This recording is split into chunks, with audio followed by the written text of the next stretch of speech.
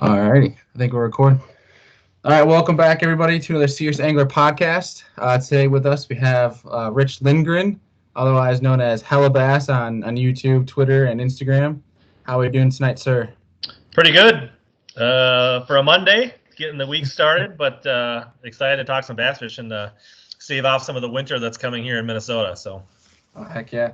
I think this is actually now you say it's Monday. I think it's my first podcast I've done on a Monday because every other Monday I've had has been absolute madness. But how we start every episode is, your story of how you got into fishing and who got you into it. So if you're ready, let's get into it. yeah, absolutely. So, like a lot of people, my parents and specifically my dad got me into fishing. They tell stories about having me in my car seat before I was one, walleye fishing on Lake of the Woods, just riding along in the boat. And when I was a couple years old, they'd tie a rod to my life jacket, and I would take turns fishing in the live well and fishing in the lake. And so that's kind of where it started. And then my dad, as long as I can always remember, was in a federation or a Bass Nation Bass Club. So when I was a kid, once I was old enough, maybe like 5, 6 years old, I started going with him when he'd practice for tournaments when they were close. And then as I got older and more into it, and was always asking if he could go fishing, and then I started going, for longer trips and weekend trips, and it got to the point where I was going with on tournament weekends out of town, and I would just like fish off the dock while he was fishing the tournament, or if somebody had a spare boat, a rowboat or a canoe, or like the resort had a little boat, I'd go out fishing in that, or if there was a guy that didn't show up or we were shorting a non-boater, then I would like just be an honorary like fishing in the club. So I did all that for a long time until I was like 14 or 15. Then they finally let me in the club and fish as a non-boater. And that was like way before, and I technically couldn't join until I was 16. So I think it was pretty close to that. I actually tried to fish earlier, but they actually voted against it. I think some of them might have been a little scared about getting beat by a kid, and their egos weren't ready for that. But and it just kind of kept on going from there. I was like president of that bass club by the time I was a senior in high school and a freshman in college.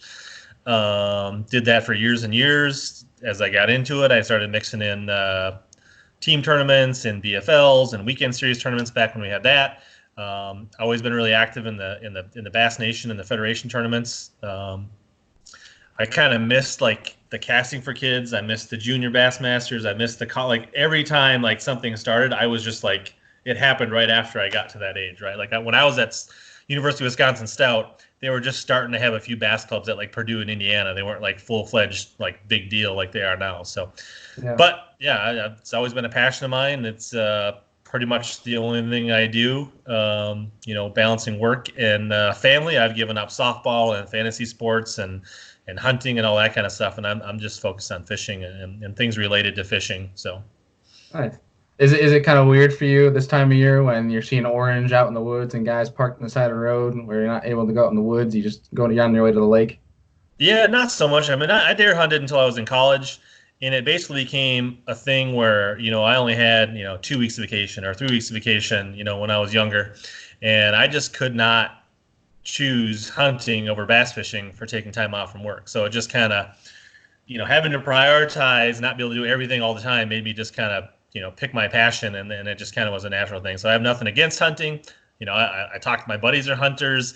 If I had unlimited time and didn't have a job and that kind of stuff, I'm sure I would do a little more hunting. But yeah, I kind of like it. Fall is like one of my favorite times of year to go fishing because like the accesses get to be empty. And it's a great time to catch big ones. So, I don't mind it when things get less crowded in the fall. It's kind of crazy. Like, yeah, like obviously access and like that, they take out docks and everything, but it's kind of nuts how it seems like even to me, there's more people who go out fishing the spring than the fall. When in my mind, I feel like the fall is better than the spring just because they're bigger. You might not have the numbers in some cases, but I feel like more guys fish the spring than the fall. That might be due to hunting, but I think. Do you think there's a reason behind that at all? Yeah, I think it's less conflicts. There's college football, pro football, right? I think that takes people away on the weekends. Sure. Hunting season. I think in the spring it's new and exciting. You've had a break, for at least the most of the country. Like unless you're really hardcore, a lot of guys are going to miss a couple months of fishing, regardless of where you live. I mean, And up here, you're like, if you're not into ice fishing, you could have 5, 6 months without open water unless you're hardcore. And even with ice fishing, right? Like you have like bad ice, and then you have good ice, and then you have bad ice again. So you still like, and I think where you've lived in New York, there's seasons, so it makes it all nutty, and it kind of makes that like this precious thing to get out in the spring, and I love it. And it's you got the itch and the bug to get out in the spring. And I love fishing, dabbling with the spawn and that kind of stuff as well. But my absolute favorite time of year is fall fishing for sure. Nice. And this is probably the first fall where because being in Indiana, I haven't been able to hunt because I brought my car here, so I'm not actually like able to, obviously can't put a deer in a car. But Seen it done when I was at Stout. I saw guys hanging and skinning their deer in their dorm rooms at Wisconsin Stout. Oh my gosh! I would have paid to see that. I guess it can be done. But yeah, it's just been honed in on fishing. I mean, I've been working a lot, but honed in on just fishing, and it's kind of crazy the different things you see as seasons go on, as in different areas. But it's funny how you say like how pro football, college football affects fishing on the weekends. But you see, I don't know the exact model, but Lawrence has like a new graph where you can watch television on it now, or you can stream on it. I saw some guy post on Instagram where he had his right graph where she had the side scan, and then the left had the football. It had like a Georgia game on it or something like that. But I guess now some guys will be able to go out if they got the money and watch football and get on some fish. But so tournament fishing wise, you talked about getting into it, what you said, 14, 15 years old? Yeah, that's when I kind of started as kind of just fishing as a non-boater in clubs. Probably fished my first money tournaments when I was maybe like 17, like Fishers of Men or something like that around local with my dad. But I've always been fishing the club stuff. I think I've qualified for every like state tournament through the Federation in Minnesota since I was like 18, 17, or probably 16 or 17, but I was always skip it for football. High school football always overlapped. And then so once I got into college, I started fishing the state tournaments every year, and then made a lot of divisional teams, and I've actually made it to the Bass Nation Nationals one time. So I got within one step of the Bassmaster Classic one time. That was a really cool experience, and I'm on one of those paths again, and hoping to get back there soon. It makes you hungry once you've been there and kind of been that close to tasting it for sure. Oh, I bet. That's got to be like a feeling like you're just almost there, like you're about to touch it, but it's just that's got to leave like a bad taste when you don't make it. So I could see why you just kind of keep clawing your way back. It was a long, long ride home from Louisiana, having to mull that over and swallow that pill and think about all the decisions you could have been and what you could have done. It was actually kind of cool. It was actually the Paul Mueller won that event.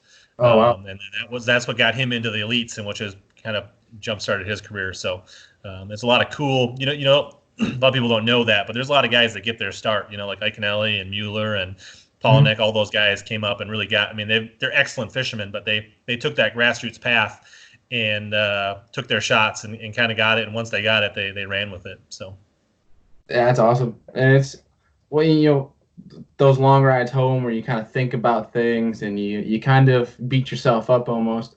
I think while those times suck, I think it can also be some of the times that you develop yourself the most as an angler, because mentally you're sitting there, you're running through your course, and while you're kind of thinking negative, you're also thinking, what could I have done better? And it almost, if you take it the right way, it kind of trains you for when you're in that situation again. You can kind of slow down, stop, and think, all right, last time when this same situation happened, I did this, it didn't work. What should I be doing this time? I think that sometimes, like, after you're out, like you're off the water, that could be some of the best, learning development as an angler, at least in my mind. I know that's when I get my most efficient learning in is after I'm on the water. I realize, wow, I was an idiot. Should have done this. All right, I definitely should have done that. I don't know why I didn't think of it. Do you kind of relate in that sense? yeah, absolutely. I mean, and I think there's a balance. I mean, you need to take that time to reflect. You have to kind of learn from what you did, and then you have to be able to like use it as fuel, but you can't let it like eat away at you, right? Like you have to put the bad behind you. You have to take the positives, the learning moments, and you have to move forward with it. You can't dwell on it and let it kind of impede you going forward. So there's a balance, and it's kind of a process. It's like grieving, right? Like you have to work through it, and depending on when your next event is, you may have to work a little faster, But that's all part of the fun of tournament fishing for me. So Yeah. And when you kind of have those moments in the water where you don't know, what you should be doing, I know some guys will. I know like Ike and I always talked about how when he feels stumped, he feels frustrated, he's not getting the bites. He just goes back to the basics. But then there's also guys that will say they'll just go find a random bait in the box that they haven't thrown in a long time and just start throwing it. Do you have like a certain system when you're kind of stumped out on the water where you don't know what's working, what's not, like that you resort to try to get back on track? yeah, I mean, it all depends on the lake and the system and where you're at, right? Like, is it a body of water whether you don't know? But for me, in general, I feel like I'm gonna rely on a strength, right? Unless I have a really strong feeling or something that suggests that I need to be doing something else, condition wise or something. If all else fails, I'm gonna like pick up a strength. I'm probably gonna fish shallow with a jig or something like that, something that I feel comfortable, or at least that I have a ton of confidence that if I keep this bait in my hand and I get around the fish, then I should be able to generate some bites. It may not be the absolute best thing at the time, but I think it's important to have something in your hand that you feel confident with, that you can lean on, and rely on a strength when all else fails is a pretty good, kind of thing to go with. And there's different methods. I hear some people say, "Hey, no, I was on the lower end, things weren't happening. I just pulled up and I just ran all the way up the river and went fishing," right? Like I just got to I went to a new creek. I just kind of like scratched it and kind of reset. And I've heard that can work too. So it all depends on what works for you as an angler. And that's something you just need to figure out. If you want to get in the tournament angler, whether it's, boating angling or kayak angling, you kind of need to figure out what works for you, try different things and then go with it. Yeah, definitely. I think, especially as a tournament angler, so much of it is mental than people realize. Because, I mean, tournament fishing, while yes, you can be talented, you can have all the great stuff. It all comes down to decision making, and if you can't make the right decisions, that's not what's going to put you in the money. It's having that instinct, that just knowledge of knowing where to go, what to move, what to throw, when. There's so many different moving parts to it, especially as an angler. It's very rarely when you can sit on one spot all day long and be on them. So you're Yeah. always you're moving in a sense, but We all know guys that catch them in practice and they catch them when you're fun fishing with them, but when they're in the tournament, they never quite get the results that they want, and that's exactly what that comes down to. It's just like the guys that can hit, free throws, right? The world record free throw guys, like they can just stand there at a free throw and shoot all day, but you put them in a game situation, they can't hit the broadside of a barn. So yeah, that's what makes it fun. Well, that was what makes tournament fishing for some people, and some people they can't do it because it just drives them crazy and they can't handle it. Right? It's not relaxing, it's not fun for them anymore when they make it a competition. So yeah.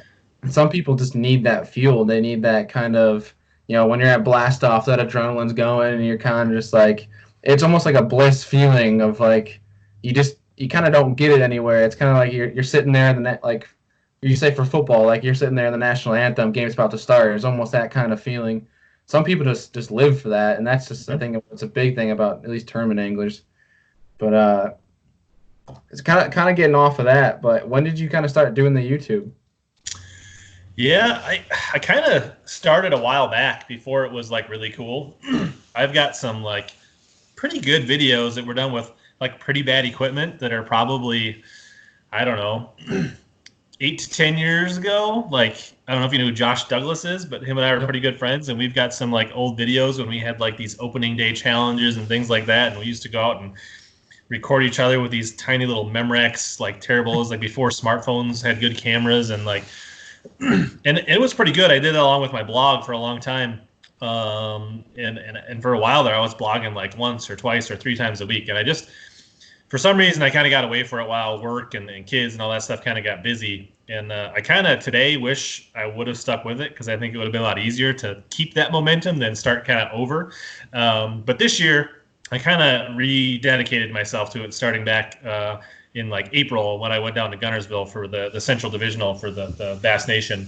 And I've pretty much stuck to a 1 video a week at least schedule since then. And it's been a lot of fun. And I can, I'm committed to do this and make this work even through the winter. And I've been kind of prepping things in the garage here, getting the lighting right, because this is going to be some of my studio for the winter, sitting here in the boat, my wall of tackle. I was like reorganizing stuff while we were waiting to jump on the call. So, yeah, I'm committed. Looking to do more things like this with you, do more collaborations with other YouTube videos, other creators. I'm really into it. I've always enjoyed it. I kind of wish I wouldn't have stopped. But yeah, a lot more good things to come there, and I'm kind of excited to keep moving with that. Yeah. What? 1.62, I think it was. I saw when I looked it up. Subscribers, yeah, I think I'm Yeah. like maybe 12 or 1300 or something like that. So it's growing it back up. I had a decent base, but I think a lot of those are kind of dead old subscribers. But so yeah, and from my angle on YouTube is, ever since I've been in club fishing or fishing pro-ams or fishing with buddies, I've always wanted to help people catch more bass, right? I want to, I'm not just going to sit up in the front of the boat and watch them struggle. I want to let them know at least what I think they should be doing, what they could do better, what baits they could try. They should slow down. They should speed up. They need to be more accurate. Like, I want to help people catch more bass. And so I really try to have that as a component of all my videos. So, yeah, I mean, if you want to watch a bunch of stuff about people trying to catch fish on hot dogs or some weird lure challenges and things like that, I'm probably not the channel. I'm probably not going to shoot things and blow things up. I mean, we're going to have some fun, and we're going to catch some big bass. But we're going to learn some stuff along the way, and that's going to be a component of it for sure. I mean, and I'm not knocking some of the other stuff, but that's just not going to be my genre for YouTube. There's a place for everybody, and maybe mine's not quite as fun or as clicky as some of the others, but I mean, that's staying true to myself. That's what motivates me, and that's what I want to do with my channel. So.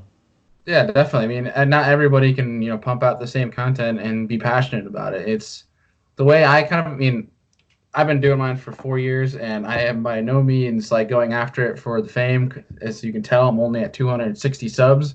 I'm more doing it as I like to record. I like to go back and see different things and learn from it, but also attacking it in a very similar sense to you is just kind of trying to be informational, kind of trying to show people like this works here. This is how I attack something. This is why I thought to attack it. Just hoping that, while I'm also kind of keeping a nice memory data for myself to learn from, maybe it'll help, a few other people learn along the way, and maybe hopefully get some entertainment and not make a huge fool of myself. So it's fun. That's one thing I like about these podcasts too, is I can get different people on, and not only am I learning from it, and when I share it, other people can learn from it, and then also we'll learn from you, but also people are going to learn about you, and hopefully that'll help, highlight you a little bit more. That's why I started this, because I was scrolling through Instagram and I was following a bunch of different accounts, and I was thinking like, these guys post amazing stuff, but they're and like same level stuff as some of the guys who are on the top of the YouTube game, and they're just not getting the recognition that they deserve. And like, a bunch of these guys are down to earth, helping other people out, and I'm like, there needs to be some kind of platform to help highlight these guys, because they're getting scrolled over every day, because of these top guys are just kind of attracting everyone. So hope is to grow this podcast so that attract more and more people to it. So yeah. I definitely can relate in that sense. I really like the idea of what you have, because I think it makes a lot of sense. And I think as you grow and you can work with each one of your guests, you can kind of feed off each other and kind of cross promote and build. So I think there's a lot of potential. I think it's a really great idea, and you seem passionate about it. And I think that's the biggest thing. I think you hit on a key thing for me, is like, I do, some of my stuff's fun fishing, some of it's like tips and tactics, some of it's education. But I do like try to record all my tournaments, right? And so practice recaps, tournament recaps. And there's something about, like you said, going back through the footage, seeing what you did, telling that story to your audience, that helps you make the process. And like, when I feel like once I complete that video and I post it out, like, that's behind me. Whether I won and smashed 25 pounds and blew away the field, or whether I barely caught any fish and like went home with my tail between the legs, once that video's up, once that recap's done, it's over, right? It's like kind of like, the NFL, right? Like you celebrate Monday and you're back to work Tuesday, and that's all behind you. It's like, every game is 1 week, one season. And I used to do that with my blog, and I do a little bit of the blog, but the blog's now more to support the YouTube channel, because I just feel like that's the place to be right now. I do enjoy writing, and I will continue to do some of that, but I just don't think like today's generation, their attention span is not the blog is not the long-term way to communicate, is not the right medium to share what I want to share. I will use it to some degree, but Instagram and YouTube are the way to go. And I'm not quite ready to jump on the TikTok bandwagon yet. But I haven't quite figured that out, or if that's a place to be or not. But they're raving about it. But yeah, it's all part of the process, and I think for the true hardcore bass anglers out there, which is or the people that want to become, more hardcore. I mean, that's kind of the audience I'm going for. And I think if you really pay attention to these tournament videos, whether it's mine or somebody else's, there's a lot to learn if you're patient enough to pay attention to the decisions they're making and what they're doing. That's the kind of stuff that's the real nitty gritty stuff that's going to make you a better angler. And it's like sitting down and watching Bass Live or FLW Live, for a couple hours at a time and really see what they're doing, not just the fish catches, the decisions, the baits, what they're doing, whether they stay, whether they go. To me, that is the stuff that I eat up, right? And I know that's not for everybody. Some people like MLF and they want to see 100 fish catches and just fish catch, cut, fish catch, and that's fun for a little bit, but that doesn't engage me for that long, to be honest. So, yeah, I think while I could definitely sit and watch all day people catching fish, I also exactly relate with what you're saying that watching people without just the fish catching is where you can learn some of the most. While watching fish get caught, yes, it's fun, but you really don't learn anything watching them catch the fish. But it's the prelude up into the fish catches where you learn everything from. And I'm gonna have to find it.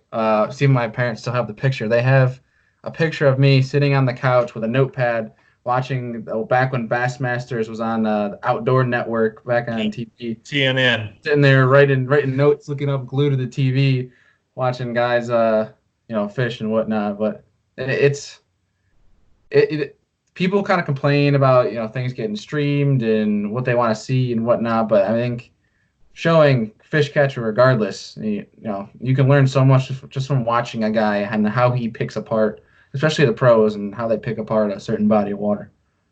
So it's interesting. And there's a place for all of it, right? And it's just there's different audiences, and it's no different than the soccer or the NFL or baseball, right? There's different audiences, and the people that just would rather watch a home run derby, or would they rather watch a pitcher's duel in baseball, right? There's different.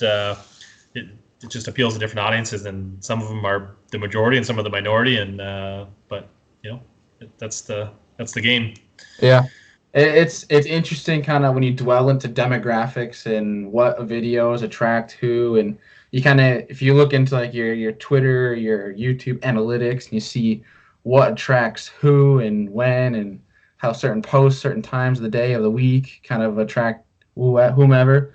But it's kind of interesting. You mentioned TikTok, that's the young generation right now with all those kids making weird videos of themselves, and then you have accounts like yours and Mikey Balls and Gene, where they're not massive, but they're informational, and that's attracting the dedicated angler. When then you have your Guggen Squad, where they'll catch fish, but you're gonna make some wacky videos of doing dumb stuff, and that's where you get a younger generation of kids who just like to see people do dumb stuff. It's everybody has their own niche, and it's kind of cool in that sense. That's still great.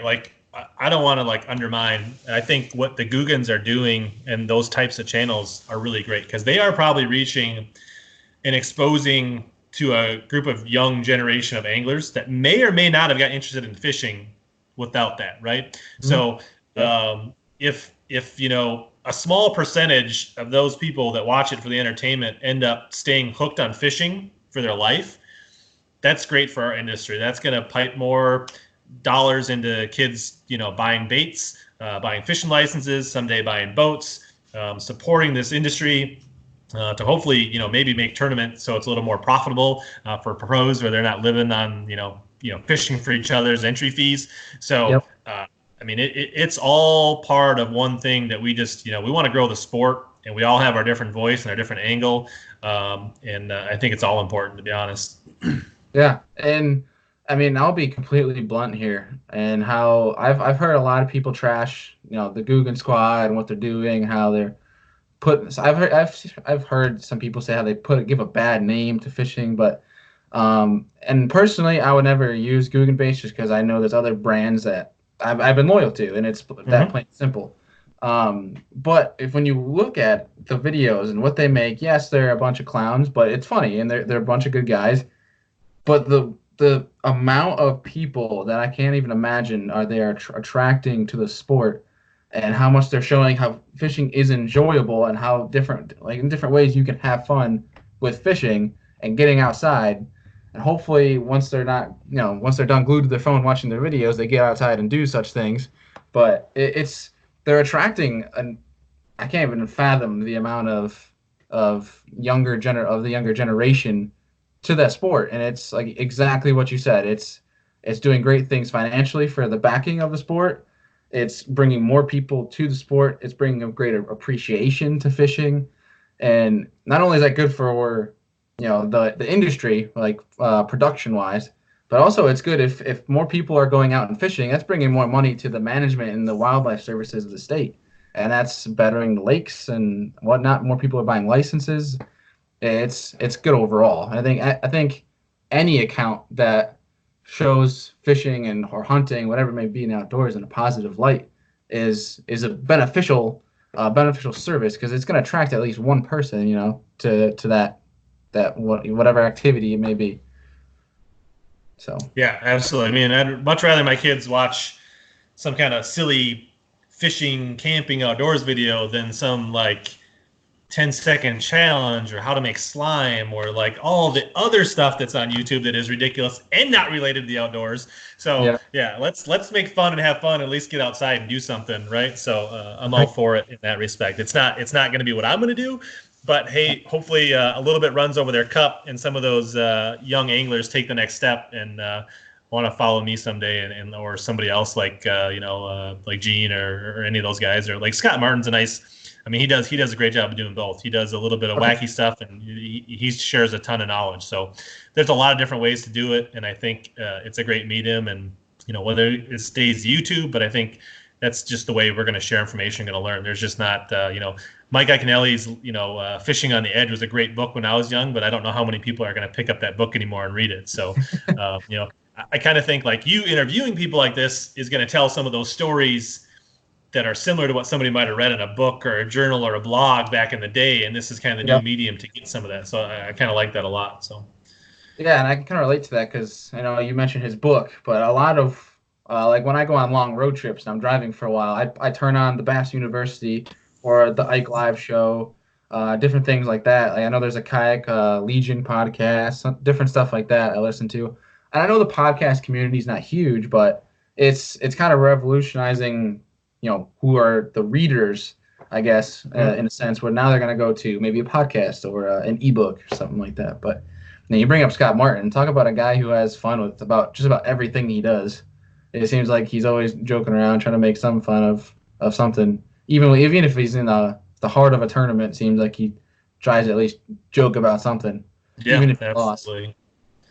Yeah, and I love podcasts too. That's like if I'm not on the phone talking to somebody, I listen to a little bit of local sports radio, but long drives. I mean, podcasts. Yeah, whether it's Bass Talk Live or a bunch of different podcasts, and some of them are more entertainment and some are more serious. And Bass University is like facts and like real, and then Ike Live is kind of a blend of that. And so there's a lot of different stuff, and I like to get to know the personalities and stay up with the industry of tournament fishing, and podcasts is a great way to do that. So I think the Ike Live show is on tonight with Scott Martin actually. So yeah. hopefully I'll tune in after this and hopefully learn a few things. But Yeah, and he actually interviewed with Luke Duncan on the Low Budget Live, Not So Live, which is a video show and a podcast kind of like yours, which is pretty good. So he was on there today as well. So yeah, that's Luke Duncan is one of the ones I like to watch. The Traveling Circus, that's a good one. yeah. So kind of talking more about the pro level for fishing and tournament fishing. You don't need to give your opinion on each of the leagues. I won't. I mean, if But you're more than willing to, it's up to you if you want to give your opinion. But I'm more curious on because you have a better knowledge base than I do looking at the professional level. But what do you see moving forward happening to bass and FLW, MLF? What do you see going on there? Yeah, I mean, it's really hard to speculate from the outside without really knowing how much money MLF/FLW is making spending not making. Mhm. Clearly, they have some huge financial backing behind them, so they can pour a lot of money into this, which is great, right? The sport of bass fishing is getting more exposure right now than it ever has, right? So that's great.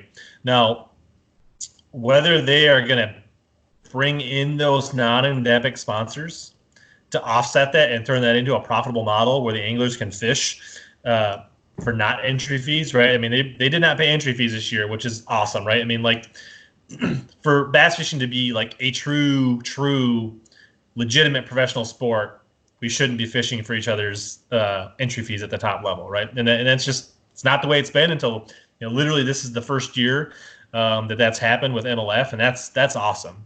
Um, so, and they believe they're reaching a new audience. They believe they're getting to the wives. They're getting to different, more casual anglers, a different type of anglers. Maybe people that are even non-anglers that watch the sport.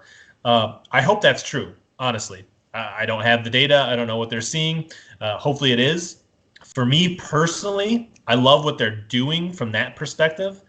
I don't particularly love watching that style. It's actually pretty fun to fish. I've fished some classic bass events here, tour events in Minnesota, which run in that format. It is a lot of fun. It is a lot different. There's pluses and minuses to it both ways. But to me, the way their live coverage is okay when they're on a good lake. I really liked watching it when they were in North Carolina on Lake Jordan and Sharon Harris and those kind of lakes. That was a lot of fun. But when they went to Table Rock twice in the same season, I couldn't watch it. It was Yeah. so boring to watch them catch 13-inch spots over and over again. And then when they came to like Wisconsin and fished waters that I fished tournaments on, and a pound fish is scoreable, and based on everything I would have ever done, you'd have to throw those back because they weren't 14 inches. Like when Edwin Evers blew out the red crests, Yeah. got all those fish, almost none of them were keepers, like legal state 14-inch minimum keepers, or even if they were, he would have had like a 7 or 8 pound bag, which would have been terrible on the river in a championship event. So Wow. That's part of it as a traditional tournament angler that's fished 5 fish all his life, and I have fished some of the other. It's not that appealing to me. It is fun fish, but it's not. It can be fun when you're fishing it, and it does take skill to do that. I'm not knocking it, but it's different, and it's not something that I appreciate as much when I watch it. It will be really interesting to see because they're switching their schedule to really go to like big bass lakes. But it's going to be really disappointing if I watch them on Lake Fork and all these other mega fisheries, and there's a good chance list that somebody drop shot in 12 to 14-inch fish or fishing a shaky head blows away the event. That's kind of disappointing to me, right? Because I'd much rather watch the Bass Fast on Lake Fork where Brandon Cobb was catching 30 pounds a day. That is way more interesting to me as an angler. Now, that may not be everybody, and maybe not the masses, and hopefully they are reaching new households. And I think in the end, there's going to be some hybrid, and I hope to see them try some different things with some 2-pound limits or maybe a 15-pound max limit and try some of those things. Yeah. Yeah. Talking about Brandon Cobb, was it 11 pounds on a jerk bait on fork? Something like that, or something crazy. He But actually got that one on he sight fished the 11-pounder, but he did have like the 9-pounders on a jerkbait and top waters and things like that. I couldn't imagine even a 7 or 8 on a jerk bait. It has to be an absolute blast. Just how I feel that gets smacked. Especially as like a northern fisherman, where we fish jerk baits like a good amount of time out of the year. At least for me, going after smallmouth and whatnot. But it's going to be really interesting. I think there's a lot of, like you said, there's a lot of speculation as to which one's going to do better and which one's going to, be more successful. But I think it's going to come down to they just got to fish, and then at the end of it, that's when the results are going to show. But Yeah. I think you definitely have a common divide of people who just want to see a lot of fish caught, and then you got guys who are like, yeah, I don't care, I just want to see guys bring out big five across the stage. So Yeah. it's going to be interesting. And I spend more. I mean, you're probably like me a little bit. You're already the people that are in my circle, right? The people Yeah. I talk to. they tend to agree with that or me, and I'm not necessarily reaching out and polling new audiences. So, yeah, the traditional crowd, but maybe that's not the market they're going for, and hopefully it's not, and hopefully they're growing the sport. I think bass like kind of embraced and survived the haymaker that was MLF last year, and I think they have proven that their brand and their image is super strong, and they're going to rebuild and retool, and their angler field is going to get back up to where it will rival MLF again, I believe. You're already seeing some new stars emerge. Guys like Patrick Walter, Seth Fiders continue to be more and more popular. Chris Zaldane. There's a lot of good anglers. There's some more guys that aren't household names. We got guys coming up through the opens. You got guys like Scott Martin and Andrew Upshaw and Bradley Hallman and Randy Blockett and a lot of guys that are leaving what used to be the FLW Tour, which is now the FLW Circuit. Does that sound right? Oh, yeah, FLW Pro Circuit. Pro Circuit. So there's a lot of guys leaving that to fish the opens to make the elites. So it appears that there's a general consensus among like that tournament anglers that now that FLW Pro Circuit has become more equal to the opens, more of a AAA circuit. Whether that's true or not, that is the perception within the tournament community at this point.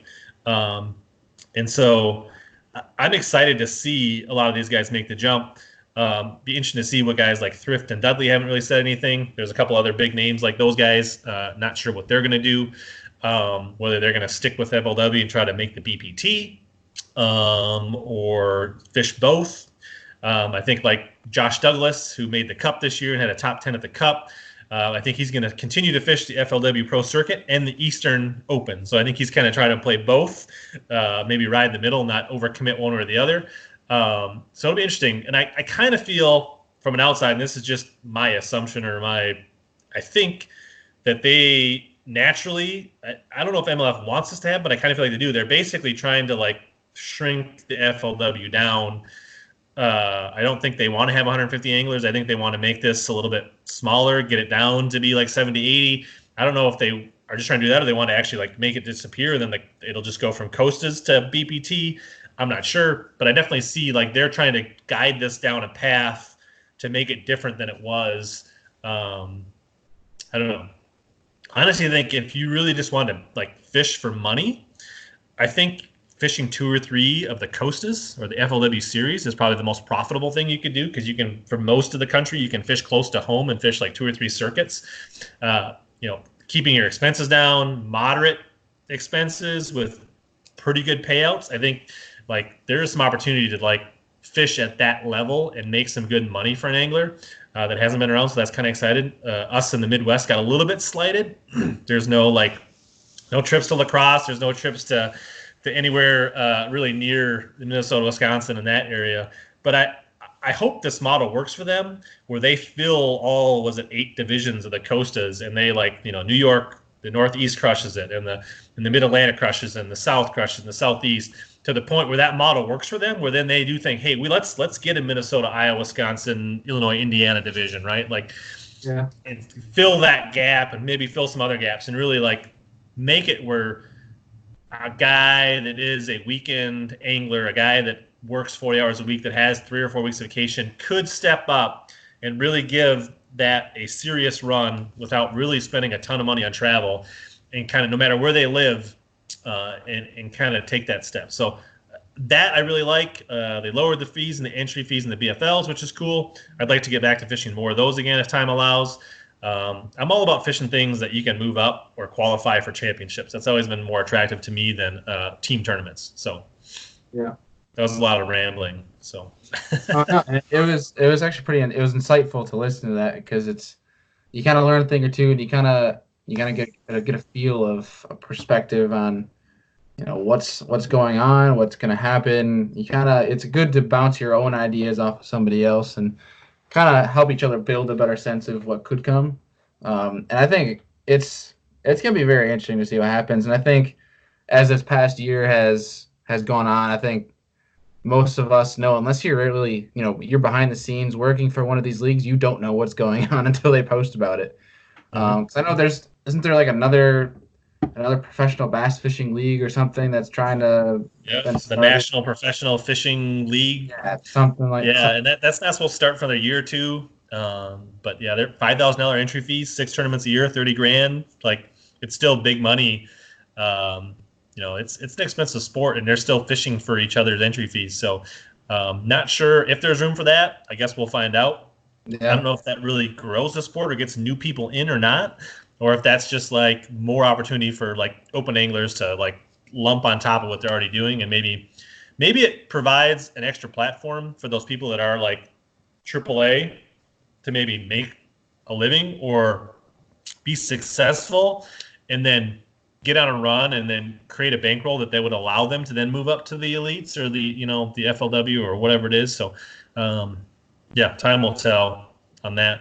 But Yeah, my only worry with all of these different leagues popping up is kind of oversaturating, right, the watering stuff. everything down. Exactly. And it would not that I'm against it. It's just it would just suck to see, one of the leagues crash or just something going wrong just because there's too much opportunity out there that one of them just can't afford to, stay operative. I don't know. Time is going to tell. There's no definitive answer at this point. Well, and it sucks when you have to choose between FLW and Bass Live, or you have to choose between elites and MLF. And you just can't. It's better when they don't overlap and you can have all the eyeballs on them. And so yeah, and they're going to be kind of a streaming only live coverage. And so if they're smart, I think they have to avoid being on top of the other ones because I don't think they're going to win, Yeah. at least across the on a large scale without it. So Yeah, I think they're definitely just hurting themselves if they try to schedule each other on overlapping tournament days. It's yeah, because, yeah, you might steal some people from the other one, but you're definitely still going to lose some people to the other. yeah, So it just unless makes more sense. It creates more opportunity for everybody just to go watch one. So yeah. Unless it just helps push us to a place where not more non-endemics get in, right? And then, I mean, if we get more outside non-fishing industry sponsor dollars, then there's more room for a ton of platforms because entry fees will go down, more people can participate, and that kind of stuff. I did see this is kind of interesting, kind of off topic, kind of related. Monster Energy Drinks just signed a deal with ABA Bass Circuit today.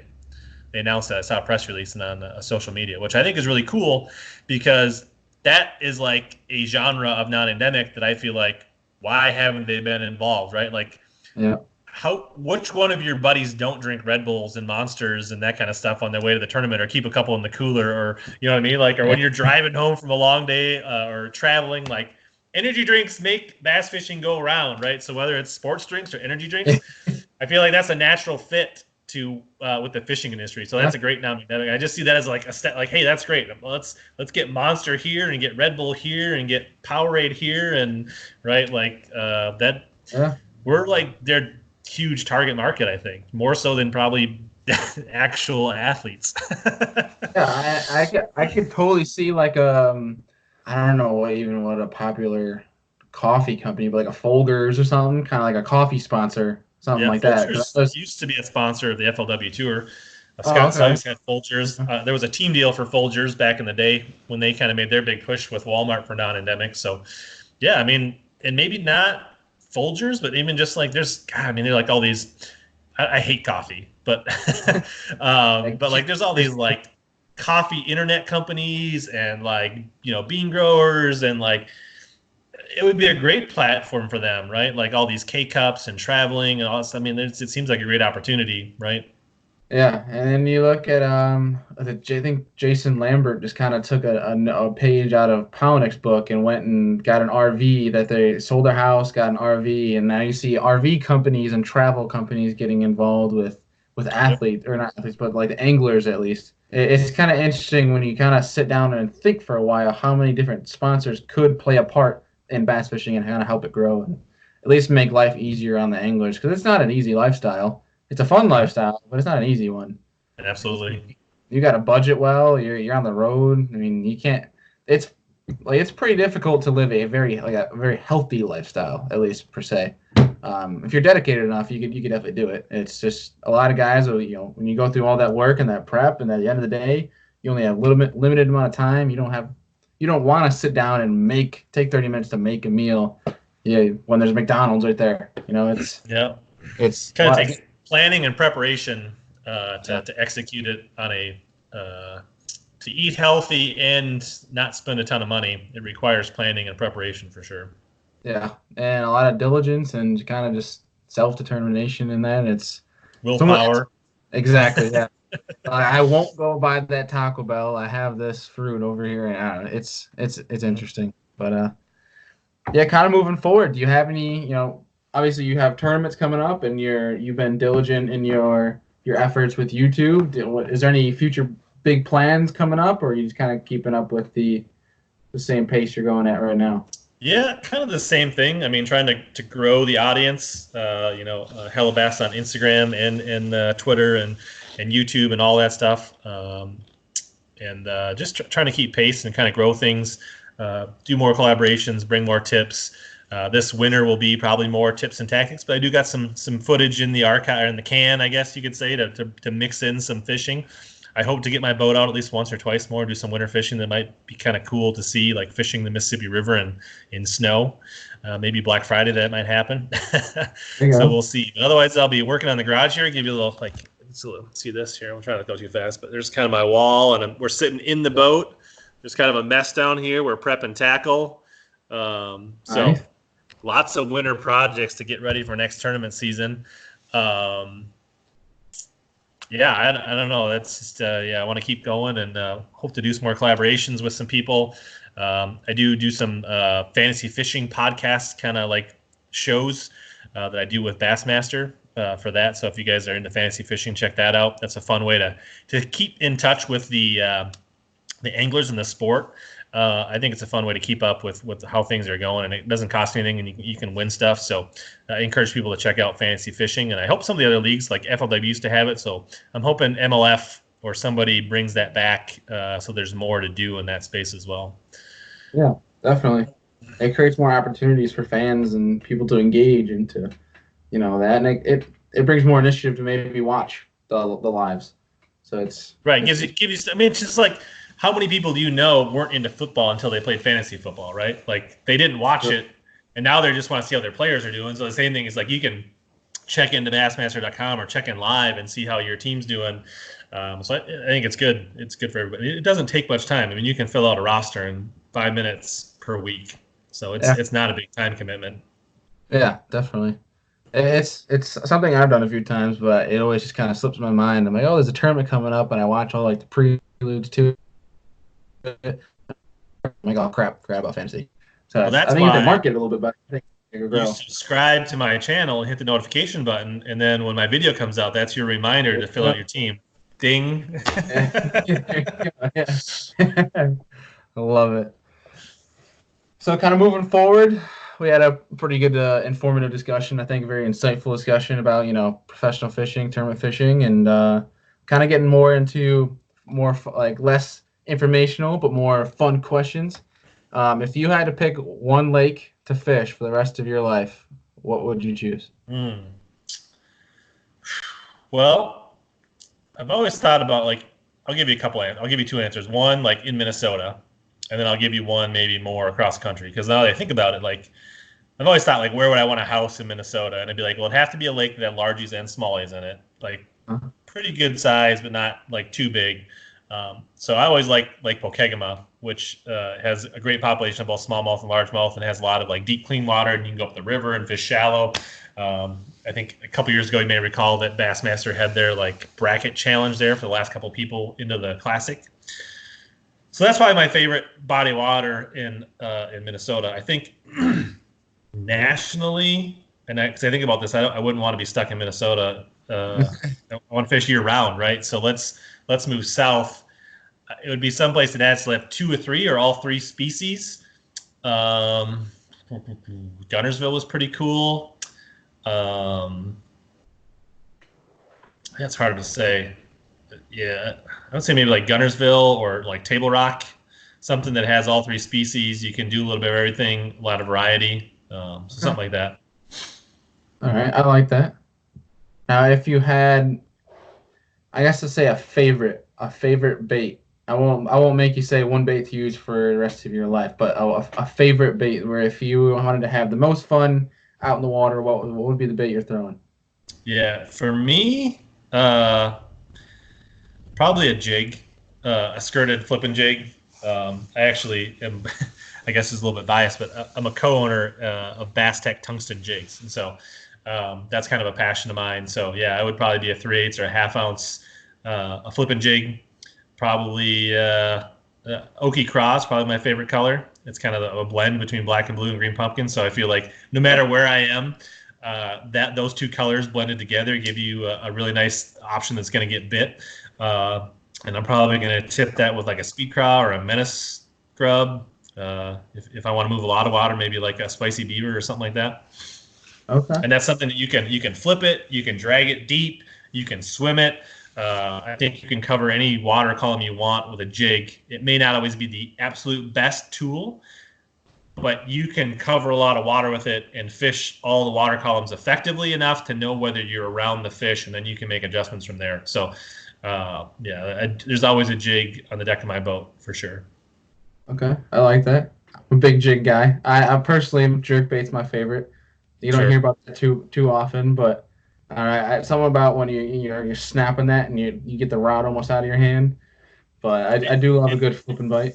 it is a fun bite, although I had a lot of fun. I have when I was down at Gunnersville, we went to Logan Martin and we caught a bunch of like Coosa River spots, and they weren't big ones on a jerk bait down there, but it was a lot of fun because like you like jerk, and like a normal like largemouth pre-spawn, like you kind of like it gets heavier, you feel a little tick, and you kind of pull into them. But like those Coosas, you'd be like this, and then your rod would go back the other way. They would just like whoa. It was a really cool bite.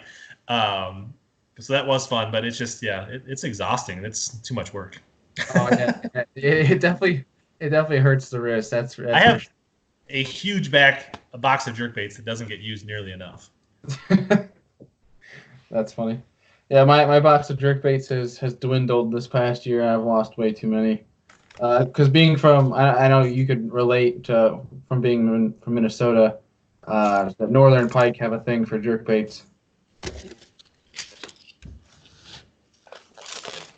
Whole box of jigs. There you go. Keep them handy. That's why we're in the boat, because we can have props if we want. There you go. Yeah, you can showcase some of the goods. See, here's So there. let's see it. There's a nice jig tipped with a spicy beaver. Okay. There's that oaky craw with Yeah. a tramp stamp beaver, which is basically oaky craw. So I think because I put out a question on, I posted a video about black and blue versus green pumpkin. You had commented how Oki's your favorite, just because it kind of gives off both. yeah, Yeah. can't go So wrong. no, you can't. It's universal in that fact, so it's kind of nice. So this question is easily my favorite one, and I mention it in every podcast. Um, if you could go take three people to dinner, any three people on the entire planet, current or past, who would it be? Sure. I think I'm going to stick to anglers just to keep it fishing focused. I think Greg Hackney.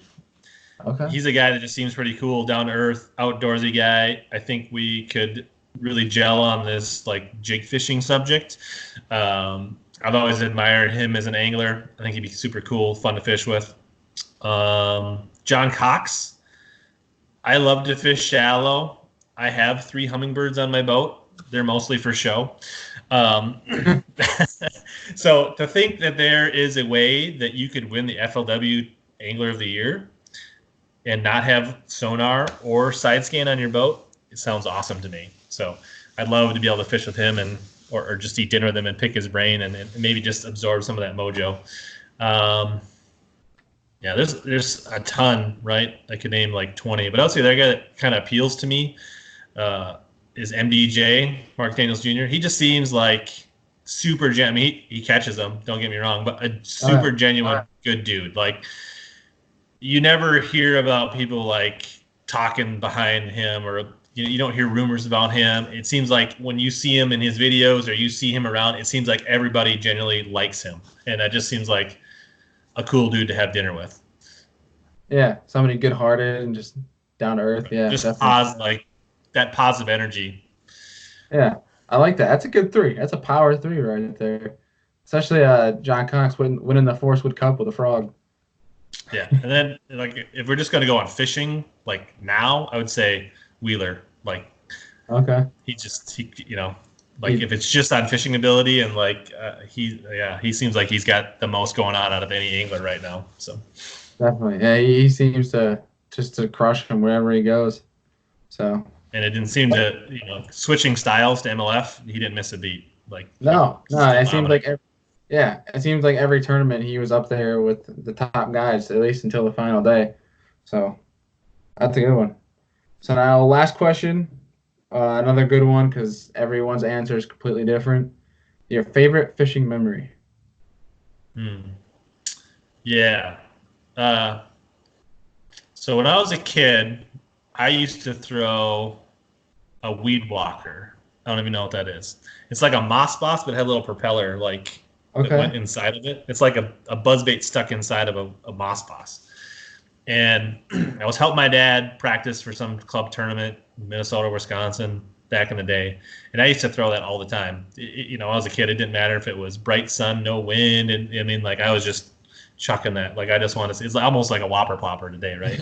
And I hung this thing in a tree and it like fell down in the water and I went to lift it, and this bass tried to come up and get it like 5 or 6 times.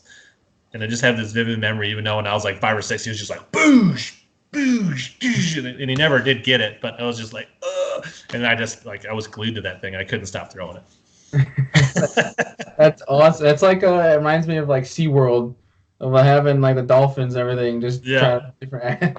That's funny. it was nutty. Like, I mean, who remembers something from when you're 5? But I can see it like it was yesterday. That's awesome. So now when you're going around the lake, you're casting into trees on purpose, right? Doing the old I tree probably lift. did that day. I wouldn't surprise me. Like dad is like probably like, oh my, you probably want to wring my neck. Like it's like, okay, you're probably not gonna have another 4 pounder trying to jump out of the water and eat that thing. You should probably stop casting into the trees. But That's funny. Do you because you mentioned that, but do you follow Bama Bass on YouTube? I've seen some of it. I don't know that I follow it a ton. Don't they He have like some really amazing frog videos? Right? Yeah, Like, and one of his videos, I kid you not, every cast he does, there's this big pine tree in the middle of a lake that he fishes. He casts into the tree on purpose to make a video where he hangs the frog from a limb and he puts on like 80 to 100 pound braid. So when the fish come up and take it, he just yanks them out of the tree. And nice. it's wild because it works on multiple occasions, like back-to-back casts. It's crazy. After this, I'll have to send you the link to it, but Sure. apparently it's like an actual technique where guys will use it. Like, probably not on purpose as he did, but Right. if it's you're in the situation, you might give it a little dangle, you know. But yeah, that's pretty good. I would have paid to see that for sure. I hope we should I, get that. I remember fishing a club tournament on like out of Prairie du Chien or Lansing down the Mississippi River in Iowa, and the water had dropped where there was this backwater, but there was a riprap bank, and you could see there was shad and fish back there. But I didn't know the river well enough. I had no idea how to like get around back there. So I just like parallel parked the bass boat, so it was literally rubbing on the rocks. This was like before power poles and like talons, so I had to like just let the current kind of like snug me up, and then like, and I just started flipping over this thing that was about the width of my boat, and just started like heaving bass over this riprap wall every time they'd bite. That's awesome. That's cool. Well, that's all the questions I really have for you. But I'll give you some time if you want to bring up any other topics or you have questions for me or anything, or if not, it's been good talking to you. Yeah, I should probably. I mean, yeah, um, yeah, it's been fun. Um, yeah, just check out everything you need to know about me at Hellabass. Come check it out. If you're interested in tungsten jigs, Bass Tech, tungstenjigs.com. It's a good jig, get you bit. You can feel a ton more than you can with the lead jig, smaller profile. So, Awesome. Yeah, and everything to your social media links for Hellabass will be linked down below, and we'll get you featured up on the page. And I'm looking forward to hopefully see some more viewers come towards your YouTube and watch that grow, and hopefully see your success this upcoming spring and all of your tournaments and your endeavors. And I appreciate you taking time out of your day to talk to me. I know we were trying to talk yesterday, and unfortunately, I was a dummy and forgot my laptop. But I appreciate you taking the time tonight to take a while to talk about fishing and your story. So it's been awesome. Yeah, absolutely. Well, let's not be strangers, and we'll do it again sometime down the road, and we'll get an update and maybe touch base on where bass fishing has gone, or talk about maybe some of our tournament woes or successes maybe this summer, and yeah, let's stay in touch, and we'll send a few more viewers your way and help you grow your platform as well. Like, yeah, I plan on having not too soon, but once it starts to ramp up a little bit, start having some new podcasts with a panel. So I get a couple guys on to talk at the same time about a certain topic. Sure. And your name's definitely one that I would like in that panel. So we'll be in touch for sure. And I appreciate you taking the time out of your night. All right. We'll tie lines, everybody. All right, sounds good. Have a good night, sir.